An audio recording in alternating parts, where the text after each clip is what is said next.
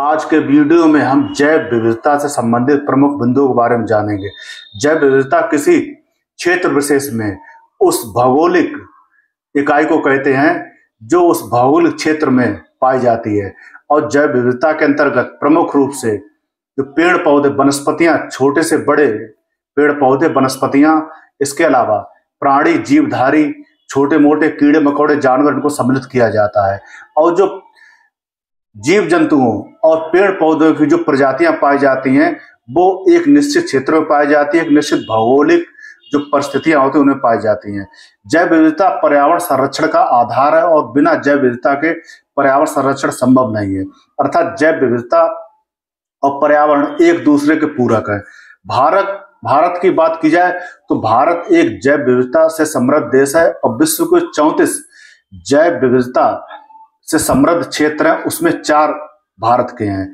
और अगर विश्व के 17 मेगा डाइवर्सिटी या जिसमें बहुत अधिक मात्रा में जैव विविधता पाई जाती है या बहुत बड़े स्तर पर जैव विविधता पाई जाती है, जो 17 मेगा डाइवर्सिटी जो देश हैं उनमें भारत शामिल है।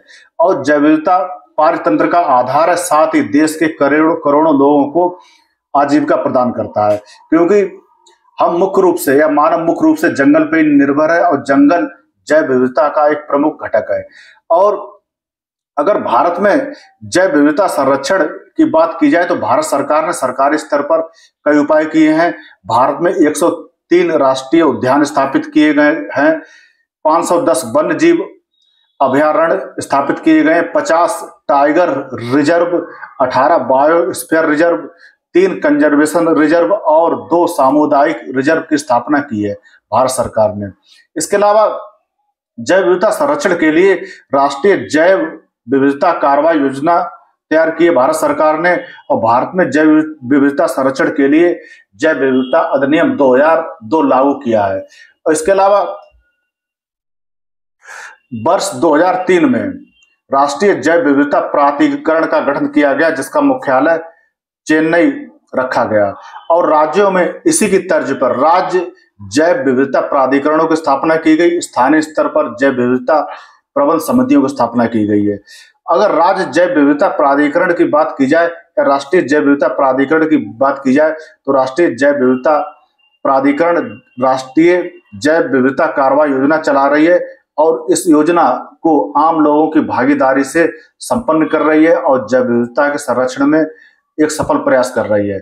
और अगर इसका उदाहरण देखा जाए तो वायनाड एक जिला है केरल में, वहाँ MS स्वामीनाथन रिसर्च फाउंडेशन का सामुदायिक कृषि जैव विविधता केंद्र उस क्षेत्र में स्थानीय स्तर पर जैव विविधता संरक्षण के लिए एक महत्वपूर्ण कार्य कर रहा है और सफलतापूर्वक कार्य कर रहा है।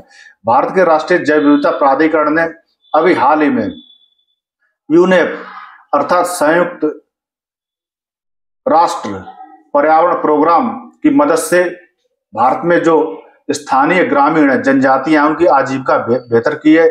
और इसके अलावा भारत जो जैव विविधता से संबंधित जो लक्ष्य हैं, विश्व स्तर पर जो लक्ष्य निर्धारित किए जाते हैं अंतर्राष्ट्रीय मंचों पर, उनका जो क्रियान्वयन है भारत सरकार सफलतापूर्वक कर रही है। इसके अलावा जैव विविधता ने जो आम लोग हैं, स्थानीय लोग हैं, उस जैव विविधता से संबंधित जो संसाधन मिलते हैं उनका जो बंटवारा है और जो उसका लाभ निष्पक्ष रूप में बांटने का कार्य किया है। इसके अलावा जैव विविधता संरक्षण के लिए भारत सरकार ने कई जो अंतर्राष्ट्रीय समझौते या संधियां उन पर हस्ताक्षर किए और जैव विविधता के जो लक्ष्य प्राप्त करने की बात कही जा रही है वो भारत सरकार इस मामले में काफी हद तक काम कर रही है।